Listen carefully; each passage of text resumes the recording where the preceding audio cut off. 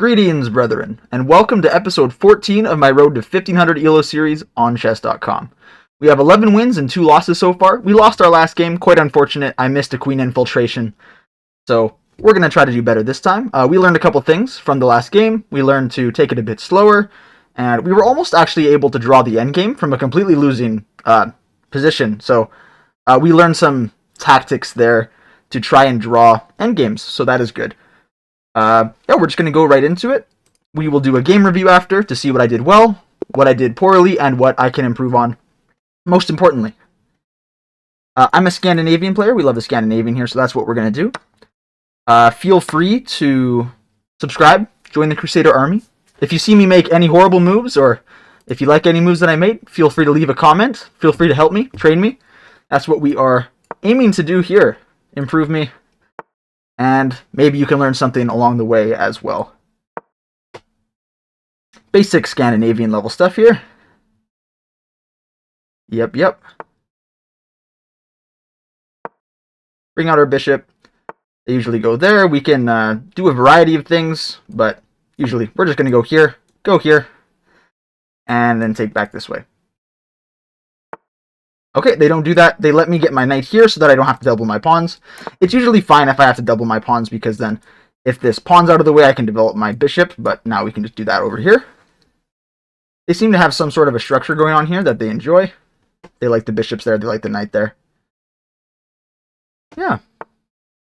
Okay, they don't want me to get my bishop out to any good square, so, we can just go here for now.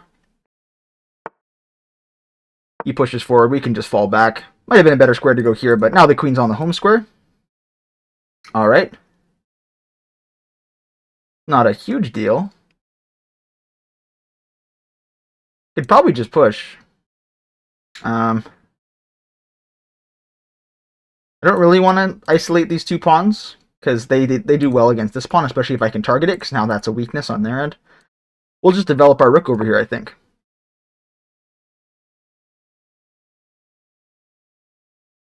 Yeah. I'm getting a phone call in the background. I don't know if you guys can hear that. I don't think so. Didn't show up on my mic, but... Also, I realized that my sound settings were not really good for the past couple episodes I've been doing. I'm hoping that my audio is a bit more balanced. So, that's what we're going for. Probably just develop this way. I don't mind this. If he wants to trade to double the pawns, that's fine. I guess they don't actually have to, because my queen covers. There you go. I didn't mind this because then I could get the file over here, but... which way do I want to go? Because I can go here and then just bring this pawn this way. Or I can try to keep everything over here. Probably best for me to go this way, because then if he just takes, then this pawn would be isolated. It's not something that we want. This will probably force a trade of some sort. I guess this is hanging. I did not see that. Should have thought about it a little bit more. I figured we were in the clear. But... okay, so he doesn't actually see it. Which is fine, because now if we go here, he has to go there, so...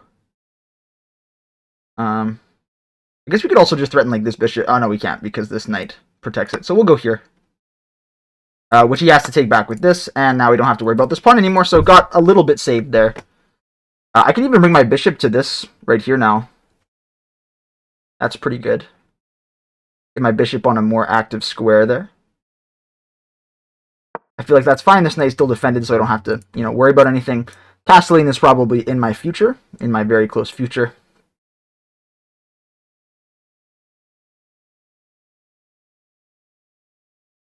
I have some ideas, like going here. I just like my bishop on the square a little bit more.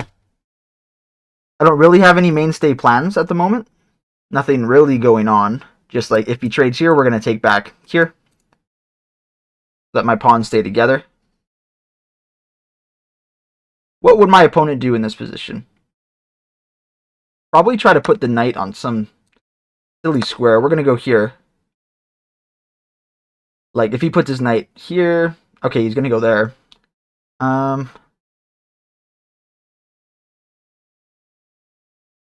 Could just trade, I guess. We do have some pressure on this pawn long term because my rook has the file.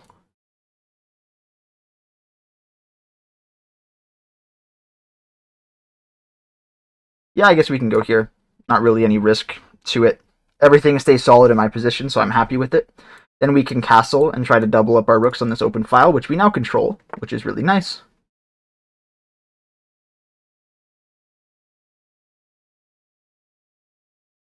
Could go back here.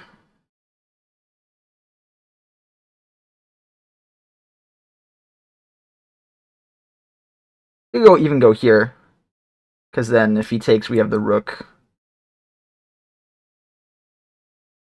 Yeah, see, but then if he trades here, then he gets that, so...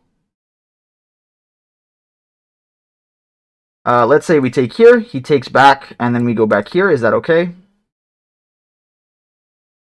Yeah, that looks fine. So we will do that.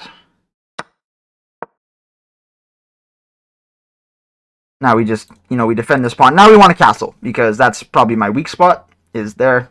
We both have a knight and a bishop. It's very equal, honestly. A couple, we could go here. We could even just block it like this, but then what if he goes here? Not very good, so... Yeah, we gotta go here, I think. Because, yeah, this knight... Gotta be careful to which squares the knight can move to. Can move to all of those squares, but if we go here, we should be fine.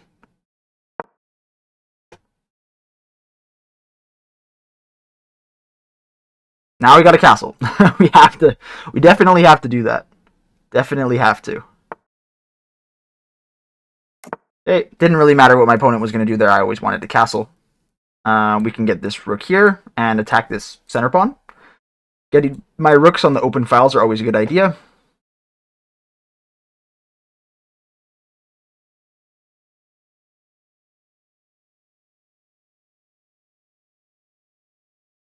It's a good pawn move because it prevents this from happening.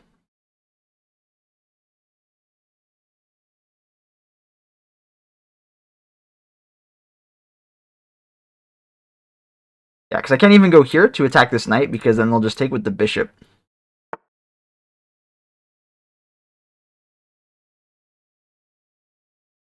Could threaten the knight to try to get it to move. My knight's not really doing anything here. I think giving it a change of scenery would be a good idea.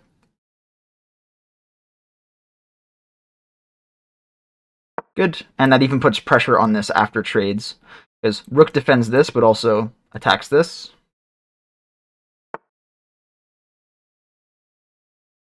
Okay, knight's not great there, honestly. So I don't super care about it. Probably just put my rook on the open file now. Got a little cube of guys going around here.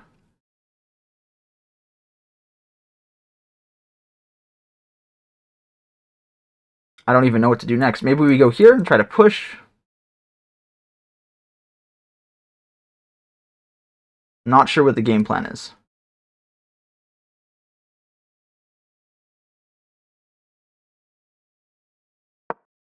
Okay, so now we're starting to we put pressure on this pawn, and, well, we triple defend this pawn. So now my queen could be free to move somewhere. And if they push, we just take... Well, that's good. Definitely some interesting ideas that I have to remember in the position, especially because I'm down just a little bit of time, about 30 seconds.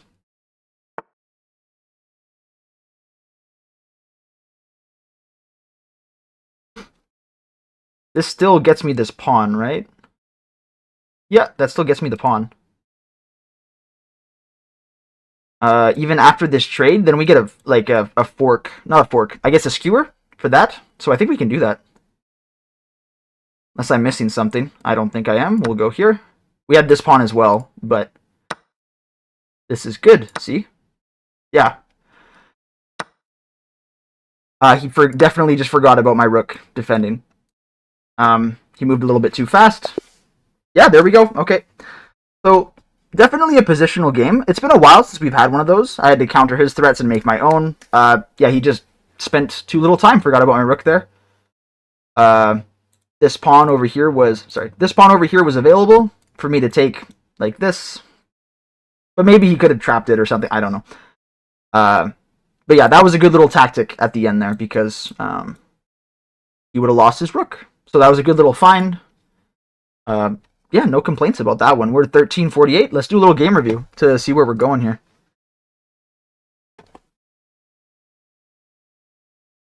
Once it loads. Wi-Fi is a bit slow today. Alright, so we got Gotham Chess there. He'll tell us the goods. Tactic. You spotted the win and went for it. Good job. Very nice. We'll go back to the stats here. And yeah, 83% accuracy, 2000. That's good. Opening accuracy, that could probably boosted me a little bit. I know the Scandinavian quite well. And he had 2 blunders. I don't know how many of them he caught. Maybe I just didn't see the tactic right away. But yeah, so let's go into it. And it was a shorter game. If you guys didn't know, you can like Gotham Chess say your voice lines if you make him your coach. So if I turn him on here, your opponent's rocking the most popular opening move, e4. There you go. So he can help us with our analysis here. But for now, we can just turn him off because this is just standard opening theory that he doesn't need to explain every single move for, but you guys can see what he says there. You would like. We bring out our knights. Yeah, this is like a guy a couple games ago also played this move instead of just taking the center. I don't know why. Just to keep stuff solid, I guess. But yeah, we know what's going on here. We make our little escape square. And yeah, develop our pieces appropriately. We bring our queen back. Yeah, I thought about this, how this would probably be a better square because the queen just has more scope here. But bringing it back to the home square, whatever, right? It's still an equal game. He brings his pawn there. We defend. Excellent. It wanted me to just take. All right. I'm not entirely sure why. I guess because it makes his isolated pawn, but I just wanted to keep everything solid. I don't see any problems with that. Yeah, because I was equal 0.5, but, you know, 0.5 does not matter down at 1300 level. Okay, he's going to go there. We're going to do some trades here. Yeah, something I didn't see was... well, that he could have taken this, I guess, but then we could have... Okay, this is something I thought I hung this pawn, but it's actually not so bad, because number one, I can just take this knight, but also, if that wasn't a thing, let's say he takes this, we can actually just trap his bishop with this move. It's like the Bobby Fischer getting his bishop trapped, because then, yeah, we can just go over here and win it, and our queen defends this spot, so, yeah, this was totally fine. He's going to go there. We're going to trade because, yeah, I probably should have done this first. I wanted to put my bishop on a more active square, just so that he couldn't get back here, honestly, but I bet you the best move was the knight. Let's see here. No, it still wanted me to take this. Okay, that's... Oh, I see. Wow, okay, this is quite instructional. Because now we get this pawn, but this bishop is also under attack. I didn't even see that. So something to look for. Just take a little bit more time. See what's loose. I should always be keeping track of what is loose in a position. As in, like, all of these... Like, the only piece that is not guarded in his position right now is this bishop. And I should recognize that. Because this is defended by the pawn and this. And the rook's defended by, you know, the king and the queen. And this pawn is defended by this rook. So keeping track of what is and what isn't guarded is very important. I should start doing that. Yeah, says I missed it because I did. Wanted me to take back there. I'm not entirely sure why. Doesn't tell me. Because it thinks it's just equal here, but taking with the rook. Not good. Probably just because he gets his knight in there. Let's see. No, because of this. Let's see here. Oh. Yeah, there you go, right? And then he gets the trade. That is something I definitely didn't see. Is just the ability to... Yeah, that's why we got to castle our king right away. Because if he does this, he threatens the bishop, which is... This pawn is defended twice, so I can't even just take it. Then when I move out of the way, yeah, he's able to do this. That's a good little tactic that I missed. Yeah. And then once the trade, we were able to go back and defend everything quite well. We were able to castle now. We should probably try to castle a little bit earlier next time, but... chance to eventually win a pawn. I think that was for this center idea. No. So it wanted me to do this right away. Is it really that bad of a blunder, though? That's kind of crazy, because I don't know. But yeah, if we go here, then we attack. Yeah, there we go, and then we're just positionally quite strong. I wouldn't have done it in that specific way, but then again, I'm not an engine, so there we go. Okay. We move over here because I wanted to just centralize my rook, do this. I feel like it's a pretty solid move. Regardless. Yeah, we go and attack this, and... Oh, didn't like that move, actually. To repair a retreat square for the king, I guess it wanted. I'm not sure why, but after this trade, yeah. Just initialize this trade was definitely a bad idea. What did it want him to do instead? Okay. I get just pin... I'm not entirely sure why. Let's see. Here, trade.